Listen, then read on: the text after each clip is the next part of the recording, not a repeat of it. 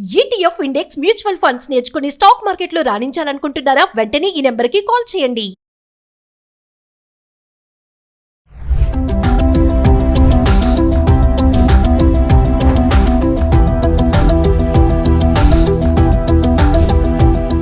ఒక కొండ ఎక్కాలి.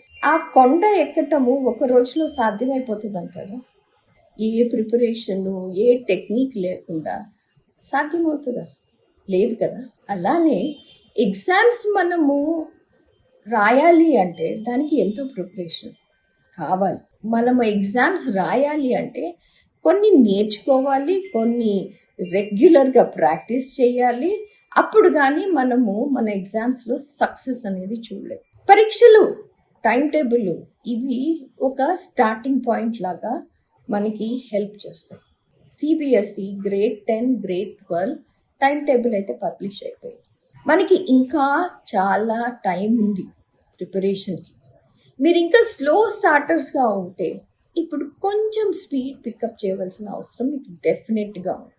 మీ ప్లానింగ్, మీ implementation are the 2 key words. మీ ప్లానింగ్ అన్నా మీ ఇంప్లిమెంటేషన్ అయినా 3 words మీద డిపెండ్ అవుతుంది. How to do it. ఒక సబ్జెక్టు, ఒక లాంగ్వేజ్ ఒకేలాగా చదువుకోవటం కష్టం. సైన్స్ మనం ఎట్లా నేర్చుకుంటాము? డయాగ్రామ్స్తో నేర్చుకుంటాము, ఈక్వేషన్స్తో నేర్చుకుంటాము. అదే లాంగ్వేజ్ నేర్చుకోవటం ఇంకో రకంగా ఉంటుంది. సో ప్రతి సబ్జెక్టు, ప్రతి లాంగ్వేజ్ నేర్చుకునే టెక్నిక్ డిఫరెంట్గా ఉంటుంది. సో మీకు ఏ టెక్నిక్ మీకు సూట్ అవుతుందో మీరు ఐడెంటిఫై చేసుకుని ఉండాలి.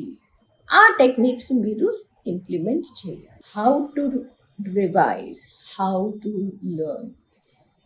ఫస్ట్ ప్రతి సబ్జెక్ట్లో, ప్రతి లాంగ్వేజ్లో ఎన్ని చాప్టర్స్ ఉన్నాయి, ప్రతి చాప్టర్కి ఎంత డ్యూరేషన్ పడుతుంది నాకు రివిజన్కి, ప్రతి సబ్ టాపిక్కి ఎంత డ్యూరేషన్ పడుతుంది. నేను హార్డ్గా ఉన్న టాపిక్స్ ఫస్ట్ చేసే రకాన్ని, ఈజీ టాపిక్స్ తర్వాత చేస్తారు. Maybe you would follow something else. మీరు ఈజీ టాపిక్స్ చేస్తే నాకు ఒక కాన్ఫిడెన్స్ వస్తుంది, అప్పుడు హార్డ్ టాపిక్స్ చేస్తాను అనుకోవచ్చు. అది మీ ఇష్టం. అది నేను స్మాల్ పోర్షన్స్గా డివైడ్ చేసి చదువుతానా, లేకపోతే మొత్తం ఒకేసారి నేర్చుకోవాలి ఆర్ రివైజ్ చేయాలి అనుకుంటాను. ప్రతి వాళ్ళు నేర్చుకునే టెక్నిక్ డిఫరెంట్గా ఉంటుంది. నా లాంటిది అది చిన్న పోర్షన్స్గా డివైడ్ చేసి, ఇవాళ నేను సైన్స్ 2 గంటలు చదువుతాను, సోషల్ 2 గంటలు చదువుతాను, మ్యాథ్స్ 2 గంటలు చేస్తాను అంతే.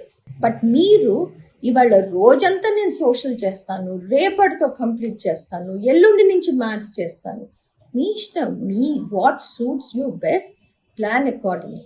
నా లాంటిది ఒకటే సబ్జెక్ట్ రోజంతా చేయాలి అంటే నా బుర్రకేం ఎక్కదు. మేబీ మీకు ఆ టెక్నిక్ ఉపయోగపడవచ్చు. దాని తర్వాత ఇప్పుడు నేర్చుకోవటం అయిపోయింది, రివిజన్ అయిపోయింది. అది ప్రాక్టీస్ చేయటం కూడా అలవాటు చేసుకో. ఎందుకంటే మన ఎగ్జామ్స్ అన్నీ రిటర్న్, దానికి టైం, స్టిప్యులేటెడ్ టైమే ఉంటుంది. ఆ ఇచ్చిన టైంలో మనం రాయటం నేర్చుకోవాలి. అంటే మనం నేర్చుకోవటం అయిపోయిన వెంటనే ప్రాక్టీస్ పేపర్స్ అనేది చెయ్యాలి. ఆ ప్రాక్టీస్ పేపర్స్ ఒక టైంతో పాటే మనం చేయాలి.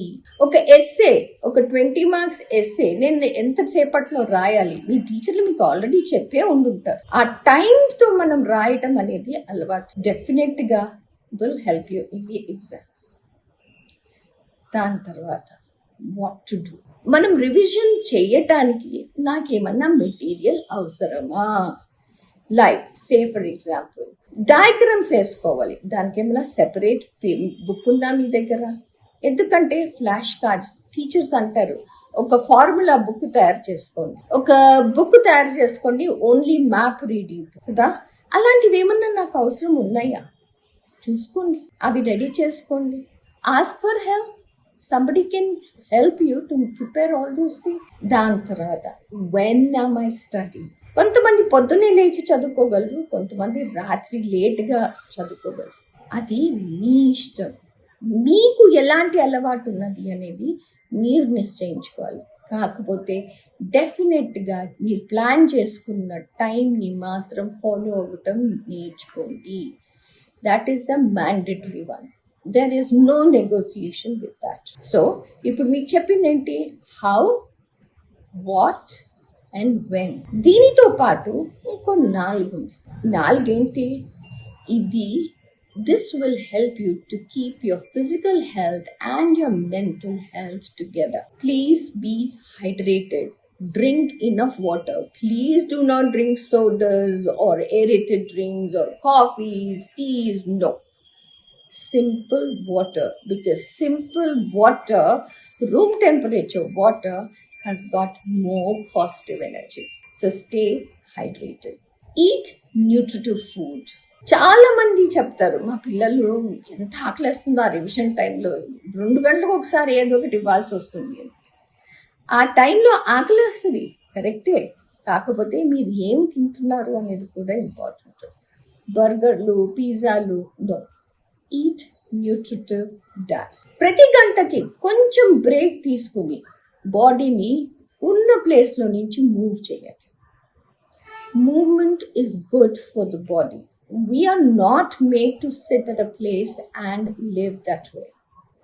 మూమెంట్ మన బాడీకి చాలా అవసరం. ఇదే కాకుండా కరెక్ట్ టైంకి పడుకోండి.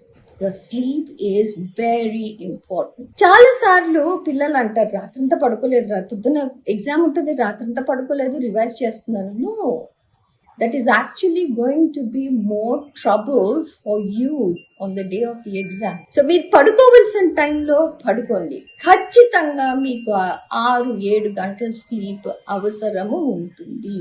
So this is what I would like to tell all students who are preparing for the exams.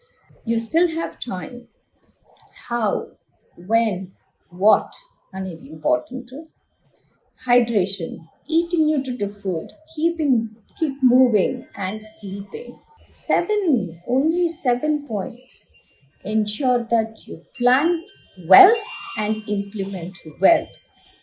There's nothing which will stop you from your success. Best wishes.